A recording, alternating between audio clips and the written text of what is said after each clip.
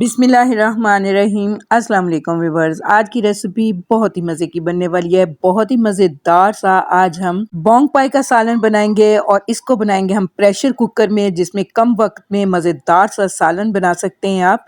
तो अगर आप इस रेसिपी को बिना कुकर के बनाना चाहें तो बना सकते हैं, लेकिन मैं यहाँ इसे कुकर में बनाने वाली हूँ।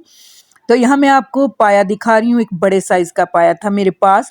इसे मैंने किस तरह से पहले साफ़ किया है तो वो मैं आपको बताती चलूँ। यहाँ पे मैंने एक पतीली में पानी डाला था और इसमें मैंने डाल दिया था 3 टेबलस्पून सिरका, 1 टीस्पून अदरक लहसुन का पेस्ट। और जब पानी में बॉयल आ गया तो उसमें मैंने ये पाया डाल दिया। 5 मिनट तक उसमें मैंने उबलते हुए पानी में इसे रखा। इसके बाद मैंने पानी ड्रेन कर दिया था और इसे एक दफ़ा पानी से वॉश भी कर लिया था। अब देखिए पाए के अंदर से आपको अभी भी भाप निकलती दिखाई दे रही है। तो ये पाया बहुत ही अच्छी तरह से साफ़ हो चुका है और इसमें से जो पाए की ख़ास स्मेल होती है वो भी निकल जाती है। इसके बाद इस पाए को यहाँ पे मैंने कुकर में डाल दिया है। अब इसमें डालेंगे पानी। तो यहाँ पे मैंने इसमें 8 ग्लास पानी के डाल दिए हैं और फ्लेम को ऑन कर दिया है। अब यहाँ पे इसमें मैं डालूंगी 1 टेबलस्पून नमक का और यहाँ पे हाफ टी स्पून यहाँ मैंने इसमें हल्दी पाउडर डाल दिया है। 1 टेबलस्पून भर के अदरक लहसुन का पेस्ट डाल देंगे। हमें पाए को इस तरह से इसकी यखनी अच्छी तरह से निकल जाए इतना यहाँ पे पका लेना है, अगर आप बिना प्रेशर कुकर के पका रहे हैं। तो यहाँ पे कुछ साबुत खड़े मसाले भी इसमें मैं डालूंगी। 4 से 5 लौंग, 2 पीस मोटी इलायची के, 2 से 3 टुकड़े दालचीनी के हैं, ये भी इसमें डाल देंगे। यहाँ पे इसमें अब हम गोश्त ऐड करेंगे।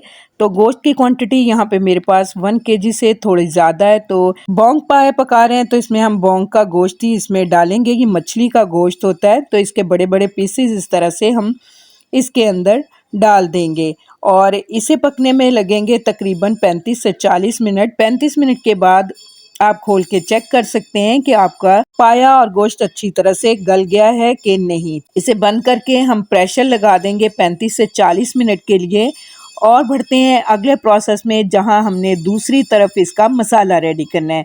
तो इसके लिए यहाँ पे देखिए मैंने एक पतीली लिया, इसमें मैंने 1 कप ऑयल का डाल दिया है। ऑयल के गर्म होते यहाँ पे मेरे पास थी 4 मीडियम साइज़ की प्याज, जिनका मैंने पेस्ट बना लिया हुआ था, ये इसमें डाल देंगे।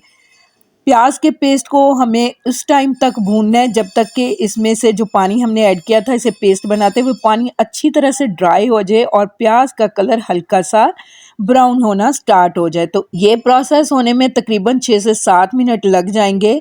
और यहाँ पे देखिए प्याज का कलर बहुत ही अच्छा सा ब्राउन होना स्टार्ट हो गया है। अब यहाँ पे इसमें हम डालेंगे 3 टेबलस्पून अदरक लहसुन का पेस्ट। इसके बाद इसमें मैं डाल रही हूँ यहाँ पे 1 टेबलस्पून हरी मिर्च का पेस्ट। इन दोनों चीज़ों को भी बहुत ही अच्छी तरह से आपने भून लेना है और 4 से 5 मिनट लग जाएंगे इसे इस तरह से भूनते हुए। इसके बाद यहाँ पे हम इसमें डालेंगे कुछ पाउडर मसाले। तो यहाँ सबसे पहले मैं डाल रही हूँ लाल मिर्च का पाउडर 1.5 टेबलस्पून इसमें ये ऐड करेंगे। 1 टीस्पून भर के हल्दी पाउडर डाल देंगे। नमक हमने यखनी के अंदर भी ऐड किया है, तो इसमें नमक की क्वांटिटी बहुत ही हिसाब से आपने डालनी है। इसके बाद यहाँ पे हाफ टी स्पून काली मिर्च का पाउडर डाल दूंगी और धनिया पाउडर 1 टेबलस्पून डालेंगे। अच्छी तरह से मिक्स कर लेंगे। थोड़ा सा पानी का छींटा लगाएंगे ताकि मसाले जले नहीं। यहाँ पे देखिए व्यूअर्स, अब यहाँ पे मैं इसमें दही ऐड कर रही हूँ। तो यहाँ पे 1 कप मेरे पास दही का था, तो इसे मैंने अच्छी तरह से फेंट लिया था। इसे भी डाल देंगे और इसी बर्तन में मैंने थोड़ा सा पानी डाल दिया है। इसे डालने के बाद अच्छी तरह से मिक्स कर देंगे। थोड़ी देर तक हम इसे लो फ्लेम पर पकाएंगे। इसके बाद फ्लेम को थोड़ा सा बढ़ाते हुए इस मसाले को अच्छी तरह से हमें भून लेना है। यहाँ पे मसाला भूनने के लिए आप 2 से 3 दफ़ा पानी का छींटा लगाएं और मसाले को भून लें। जितना अच्छा भुना हुआ मसाला होगा इतना ही मज़ेदार बोंग पाई का सालन रेडी होगा। और अच्छी तरह से मसाला भून लेने के बाद यहाँ पे अब चलते हैं दूसरी तरफ, देखते हैं। कुकर का ढक्कन खोल लेते हैं। तो यहाँ पे देखिए हमारा पाया और गोश्त हमने ऐड किया था, दोनों चीज़ें बहुत ही अच्छी तरह से नरम हो गई हैं। तो अब यखनी देखिए कितनी अच्छी सी इसकी बनी है, मैं आपको दिखा रही हूँ। इसके ऊपर ऑयल देखिए कितना अच्छा सा आ गया, इसके अंदर जो रोगन था वो निकल आया है।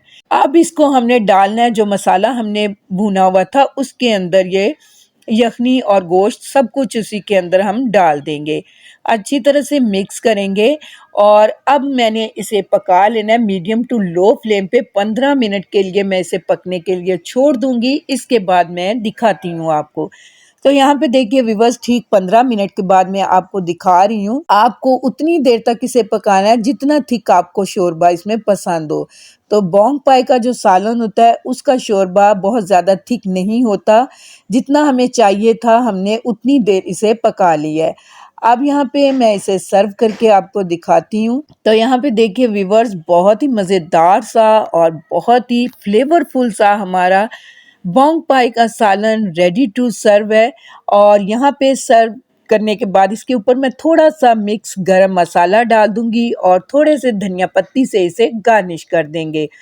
उम्मीद करूंगी आपको मेरी ये सिंपल सी रेसिपी बहुत ही पसंद आने वाली है। रेसिपी पसंद आए तो इसे ज़रूर से लाइक कीजिएगा और अगर आप मेरे चैनल पे न्यू है तो काइंडली मेरे चैनल को सब्सक्राइब भी कीजिएगा। मिलते हैं नेक्स्ट वीडियो में बहुत ही अच्छी सी रेसिपी के साथ। तब तक के लिए अल्लाह हाफिज़।